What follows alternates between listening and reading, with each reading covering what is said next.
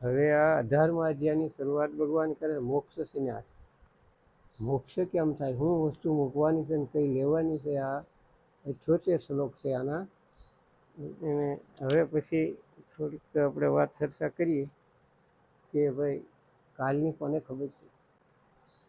એક વખત પાંડવો જ્ઞાન ચર્ચા કરતા હતા અને એક ભિક્ષુક આવ્યો. એટલે ધર્મરાજાએ કીધું કે ભાઈ આજ અમારે ટાઈમ નથી અને કાલ તમે આવી જાઓ. પછી એને એક નગારું રાખ્યું હતું.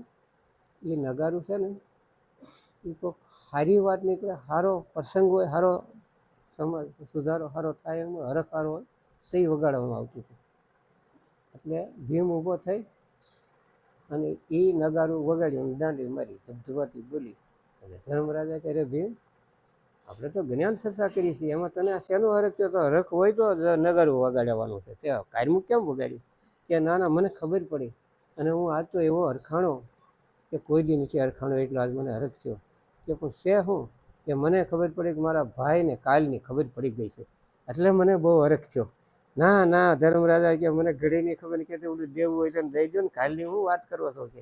એટલે ભિક્ષુકને બોલાવી, ભિક્ષા વગેરે કાલની કોઈને ખબર નથી.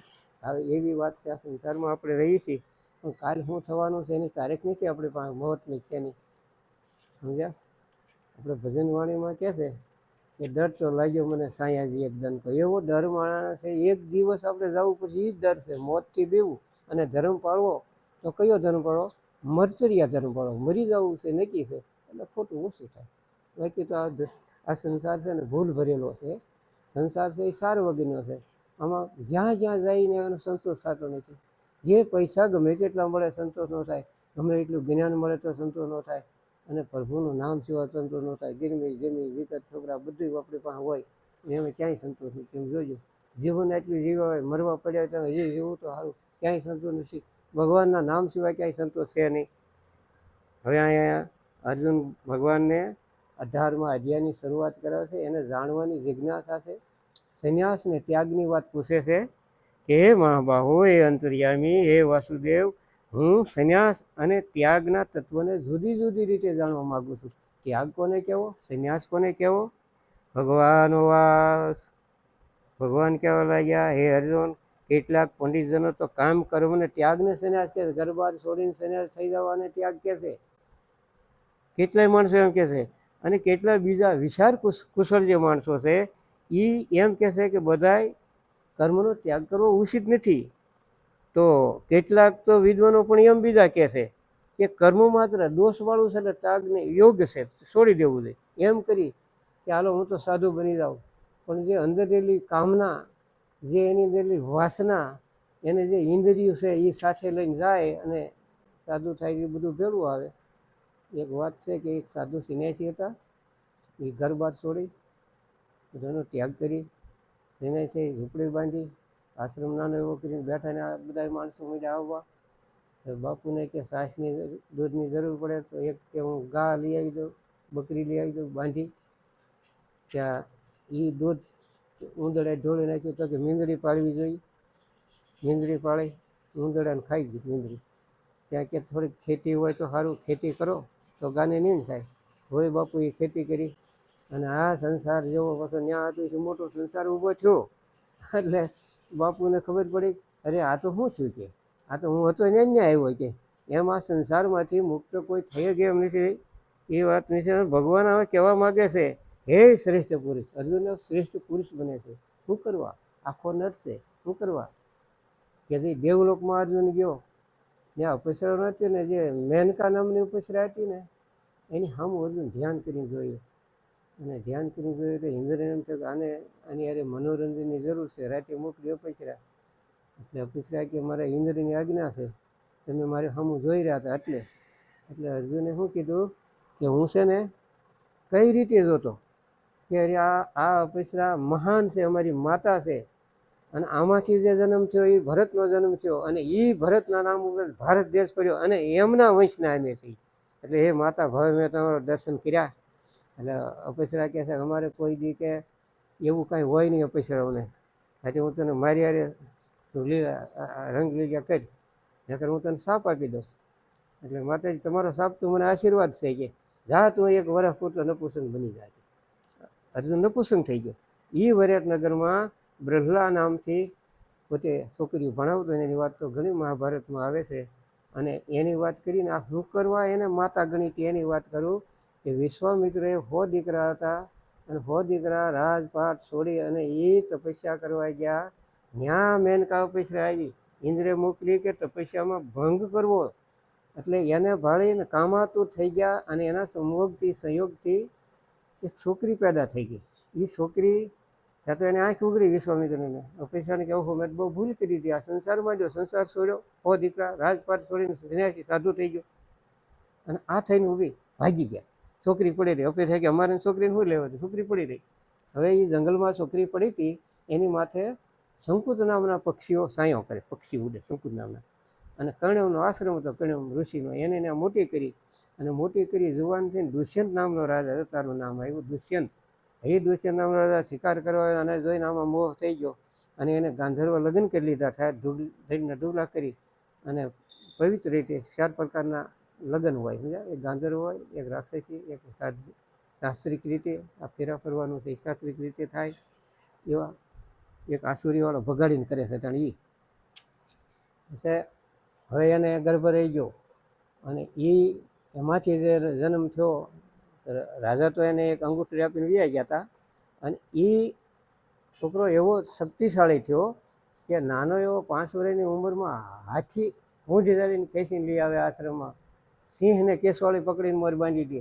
એનું નામ સર્વદમન પાડ્યું. પછી એને સાંભળ્યું કે હવે છોકરો મોટો થયો, હું મને જાઉં રાજમાં, કે દુષ્યંત રાજા પાસે કે મારો સ્વીકાર કરો, કે જા તું તો રેડિયા છો, તું આવી છો.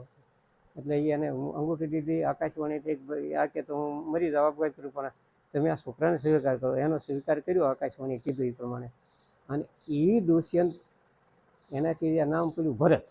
અને ભરત નામથી આ ભરત વંશ્યો, પાંડવો કુદીનો વંશ આવે, મહાન શક્તિશાળી પરાક્રમી રાજા થયા. અને ભારત દેશનું નામ પણ ભારત પડી ગયું. એ રાજા એવા સંન્યાસીઓ આ સંસારમાં ભૂલ કરી, પણ ભૂલ કરવી છે એ જે એનું પ્રારબ્ધ હતું, એ પ્રારબ્ધને લીધે આ ભૂલ થાય છે. કોઈ માણસને ભૂલ કરવી નથી, છતાં થઈ જાય છે, એની વાત છે. હવે હે ભરત છે, ભરત વંશીઓમાં ઉત્તમ ભગવાન અર્જુનના ભરત વંશી કહે છે. એ ભરત આવડો આજે આગળ વાત કરી, હે ભરત વંશીમાં ઉત્તમ સારો. હવે મારા પાસેથી ત્યાગના જે વિષયમાં સાંભળ. કેમ કે ત્યાગ પણ સાત્વિક, રાજસ ને તામસ, આમ 3 પ્રકારના હોય. જો યજ્ઞ, દાન, તપરૂપી કર્મ, ત્યાગ કરવા યોગ્ય, યજ્ઞ, દાન ને તપ તો કરે, એને છોડવા જ નહીં. એ તો કરવું, દાન દેવું, યજ્ઞ કરવો અને તપ કરવું. આ 3ને ત્યાગ નહીં કરવો. કારણ કે અવશ્ય આ કરવા જોઈએ, કારણ કે આનાથી યજ્ઞ, દાન, તપથી માણસ પવિત્ર બને છે. હવે એ માટે પાર્થ, જો પાર્થ મુકામ ભગવાન કહે છે, પ્રથા છે એની માનું, કુંતાનું નામ બીજું પ્રથા છે. એટલે એ કહે છે, હે પાર્થ, તું તો કુંતીનો પુત્ર છો, તું જેમ તેમ નથી. અને યજ્ઞદાન તપરૂપી કર્મ તેમજ બીજા પણ જે કાંઈ કર્તવ્ય કર્મો છે, આસક્તિ વિનાના કરવા, ફળની ઈચ્છાનો ત્યાગ કરી ચોક્કસ કરવા જોઈએ. કારણ કે મારો નિરસ્ય નક્કી કરેલો આ મત છે. પછી હવે નિષેધ કર્મ છે, ન કરવાનું જે કર્મ છે, ખોટું જે કર્મ છે, એ કર્મનો સ્વરૂપથી ત્યાગ કરવો છે. ખરાબ કામનો ત્યાગ કરી દેવો, પણ સારા કર્મનો ત્યાગ નહીં કરવાનો. કર્મનો ત્યાગ, સત્કર્મનો ત્યાગ તો ઉચિત નથી. મોહને લીધે જો કોઈ ત્યાગ કરી દે તો એ તામસ ત્યાગ થઈ જાય. માટે જે કાંઈ કર્મ છે એ સઘળું દુઃખરૂપ છે એવું માની ઘર બાર છોડી અને અહીંથી ભાગી જાય એમ માની શરીરનો કલેશથી અને ત્યાગ કરી દે. બધું ત્યાગ કરે. આ શરીરનો કલેશ દુઃખ છે, આપણે અહીં રહેવું નથી, હાલો ભાગો. આ રાજસ ત્યાગ કહેવાય. આ ત્યાગના ફળમાં કોઈ રીતે એને મળતું નથી. અને હે અર્જુન, તું શાસ્ત્ર વિહિત કર્મ કરવું કર્તવ્ય છે, અને એવા ભાવથી આસક્તિ વગરનો, ફળની ઈચ્છા વગરનો જે બધાનો ત્યાગ કરી, અને એ સાત્વિક ત્યાગ કહેવાય. આ ત્યાગ કરે છે એના 3 પ્રકાર છે, તપના 3 પ્રકાર છે, દાનના 3 પ્રકાર છે. હવે જે આ બધી વસ્તુને સમજી ગયો છે એના લક્ષણો કેવા છે કે જો જે માણસ અકુશલ કર્મ આવે, ન ગમે એવું આવે, તો એનો દ્વેષ નથી કરતો, એની અદેખાઈ નથી કરતો. ન બોલવાનું કોઈક બોલી જાય તો એને ખમા આપી દે, એને હમો દ્વેષ ન કરે. અને જો કુશળ કર્મ સારું કર્મ થાય તો એમાં હરખાતો નથી. શુદ્ધ સતોગુણી અને યુક્ત માણસ સંશય વિના બુદ્ધિશાળી અને હાસો ત્યાગી છે. કારણ કે શરીરધારી કોઈ પણ માણસ કોઈ સંપૂર્ણપણે કોઈ પણ કર્મનો ત્યાગ કરી ન શકે. કારણ કે એ શક્ય જ નથી કે એ કર્મના ફળનો ત્યાગ કરી શકે. બાકી બીજો ત્યાગ થાય જ નહીં. ફળનો ત્યાગ કર્યા વગર કર્મ કરો તો મુક્ત થાવ. બંધન ક્યાં છે? આસક્તિ છે, કર્મમાં બંધાયેલા છે. એટલે આપણે પાછા ફરીનો અવતાર લઈને આવીશ, પણ ફળ જ નથી જોતું. કંઈક સારું કે નરું કામ કરવાનું ફળ બની જાય છે, અને એ ભોગવા વિના ભોગતાને ભોગવવું જ પડશે, સારું કે નરવું. અને એ હાસો ત્યાગી કહેવાય, ફળનો ત્યાગ કરે.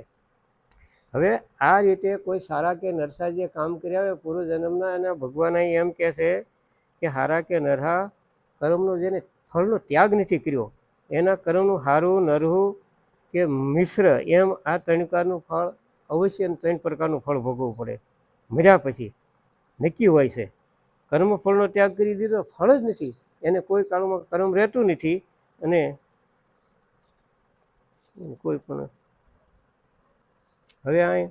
હવે આ જ એ વસ્તુ ભગવાન અત્યારે બતાવે છે. ખરેખર સમજ્યા જેવું છે કે હે મહાબાહુ, લાંબા હાથવાળા મહાબાહુ, એટલે જેના હાથ દાન કરવામાં વાપરે, કોઈને થપ્પડ કે ધોન કે ધોકો મારવામાં ન વાપરે, પણ દાન આપવામાં સારા કર્મ સિંધોમાં આપે. એટલે ભગવાન એને હે મહાબાહુ કહે છે. શું કહે છે? હે મહાબાહુ. સર્વ કર્મનો સિદ્ધાંત છે આ. 5 કારણ હોય જે કર્મ બને એની પાછળ 5 કારણ હોય. કે કર્મનો અંત કરવાવાળો ઉપાય બતાવવાવાળું સાખ્ય શાસ્ત્ર કહેવાય છે. એમને મારી પાસેથી તું સાંભળજે. આ વિશે એટલે કે કર્મોની સિદ્ધિ થવા માટે અધિષ્ઠાન કરતા એક વસ્તુ, અધિષ્ઠાન જે વસ્તુ છે કરવાનું છે એ, અને એ કરતા જુદા જુદા પ્રકારના અનેક જાતની શ્રેષ્ઠતાઓ છે. અને 5મો જે આ દેવ છે એ 5 મળે તો કર્મ બને. કર્મ તો ને કે આપણે શું કરીએ? આપણને આપણી પ્રેરણા મળે કર્મ કરવાની. તમને કોઈ કીધું દુકાન નાખો, આ નાખો? તો આ માણસ મન, વાણી, શરીરથી શાસ્ત્રને અનુકૂળ કે વિપરીત જે કાંઈ કર્મ કરે એના માટે આ 5 કારણ છે. હવે અહીંયા પરંતુ આમ હોવા છતાં પણ જે માણસ એની અશુદ્ધ બુદ્ધિને કારણે હું કરું છું એવું માની લે, અને શુદ્ધ સ્વરૂપ જે આપણે અંદર રહેલો આત્મા છે એ આત્માને એ લોકો મલિન બુદ્ધિવાળા અજ્ઞાની ખરું જાણતા નથી, આત્માને જાણતા નથી. શું કરવા? તમારી રહેલો અંદર જે આત્મા છે, ઉપદ્રષ્ટાનો મતા ભોગતા મહેશ્વર. હવે એમ ભગવાન કહે છે કે તમારી અંદર રહેલો જે આત્મા છે ને એ તો પરમાત્મા છે પોતે, અને ઉપદ્રષ્ટિ આપે છે અનુમતા છે, અને સહમતિ આપે છે સહમતા છે, અને જીવરૂપે ભોગતા બન્યો છે, અને બ્રહ્મ આદિનો સ્વામી છે. એટલે મહેશ્વર શુદ્ધ સચિદાનંદ ઘન બ્રહ્મ પોતે છે પરમાત્મા. એને ઓળખો ક્યાંય જવાની જરૂર નથી. સમજ્યા? તમારી પાછળ છે, તમારી અંદર છે. સમજશો તો તમારી અંદરથી સમજણ આવી છે. બાકી બહારનું કોઈ આવવાનું છે જ નહીં. કર્તૃત્વના અભિમાન રહિત થઈને કર્મ કરવાની ભગવાન પ્રશંસા કરે છે. કરવા પણ આના અભિમાનથી રહીને જે કર્મ કરે એમના અહીં ભગવાન વખાણ કરે છે. જે માણસ અંતકરણમાં હું કરતા સૌ એવો ભાવ જ નથી, અને એથી એ બુદ્ધિ સંસારી જે પદાર્થો છે એમાં લીપાતી નથી, અને એ માણસ આ સંસારમાં હું કરતા ભાવ એવો અંદરથી અંતકરણમાં ભાવ નથી, અને એ માણસ પાપથી લેપાતો નથી. આખી દુનિયાને મારી નાખે તો એને પાપ લાગતું નથી.